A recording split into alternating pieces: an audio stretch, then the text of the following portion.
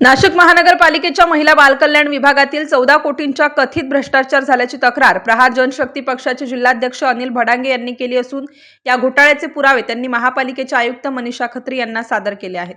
या 14 कोटी भ्रष्टाचाराची निष्पक्ष चौकशी होऊन दोषींवर कठोर कारवाईची मागणी देखील प्रहार जनशक्ती पक्षाचे जिल्हाध्यक्ष अनिल भडांगे यांनी केली आहे। महिला बालकल्याण विभागाच्या महिला प्रशिक्षणात झालेल्या 14 कोटींच्या घोटाळ्याचे पुरावे आज प्रहारकडून संबंधित अधिकाऱ्यांकडे सादर करण्यात आले। यापूर्वी 4 फेब्रुवारी 2025 रोजी या घोटाळ्याविरोधात निवेदन देण्यात आले होते। त्यानंतर 5 मार्च 2025 रोजी चौकशी संदर्भात विचारणा केली असता पुरावे सादर करा, मी कारवाई करेल असे मनपा आयुक्त मनीषा खत्री यांच्याकडून उत्तर देण्यात आले। त्या पार्श्वभूमीवर घोटाळ्याचे संपूर्ण पुरावे मनपा प्रशासनाकडे सुपूर्द करण्यात आले।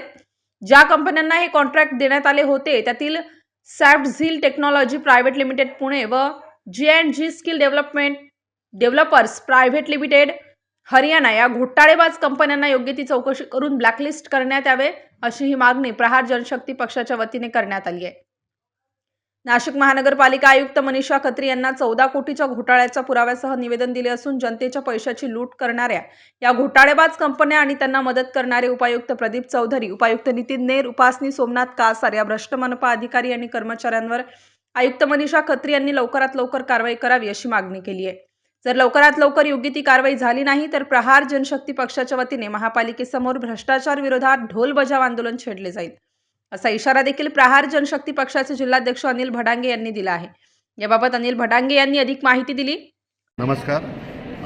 गेले 2 महिन्यापासून महिला बालकल्याण या विभागामध्ये महिला प्रशिक्षणामध्ये 14 कोटीचा घोटाळा झाला। या संदर्भात वारंवार पाठपुरावा करून पण आयुक्त मॅडम काय त्याकडे लक्ष देत नाही आहे। आम्ही 4/2/2025ला पत्र दिलं होतं। त्याच्यानंतर आम्ही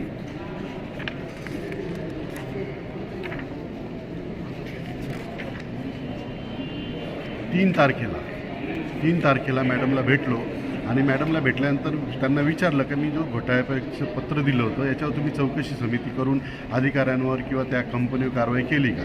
तर मॅडमने मला असं उत्तर दिलं की तुम्ही मला पुरावे द्या, मी तुम्हाला कारवाई करून देते। तर आज मी पूर्ण पुरावा जो महिला प्रशिक्षणासंदर्भात जो 14 कोटीचा घोटाळा झाला आहे त्या घोटाळ्याचे सगळे पुरावे आज मी घेऊन आलेलो आहे आणि मॅडमकडे आज मी सादर करणार आहे। आणि याच्यामध्ये मी दिलेलं आहे की पुरावे सादर करून याच्यामध्ये तुम्हाला सांगतो सॉफ्टझील टेक्नॉलॉजी प्रायव्हेट लिमिटेड पुणे व G&G skill development private limited Haryana या दोन्ही कंपन्यांना ब्लॅकलिस्ट करण्याची मागणी आहे माझी। आणि याच्यामध्ये उपायुक्त प्रदीप चौधरी, त्याच्यानंतर दुसरे उपायुक्त नितीन नेर, उपासनी व सोमनाथ कासार हे अधिकारी कर्मचारी या भ्रष्टाचारामध्ये सामील आहे। यांची चौकशी करून यांना निलंबित करण्याची मागणी मी केली होती, पण मॅडमनी पुरावे मागितले। आज मी पुरावे देत आहे। पुरावे देऊन जर मॅडमनी ह्या सर्वांवर जर कारवाई केली नाही तर पुढच्या 15 दिवसामध्ये ढोल बजाव आंदोलन मी नाशिक महानगरपालिका स्टार न्यूजसाठी मोहसिन पठाण, नाशिक।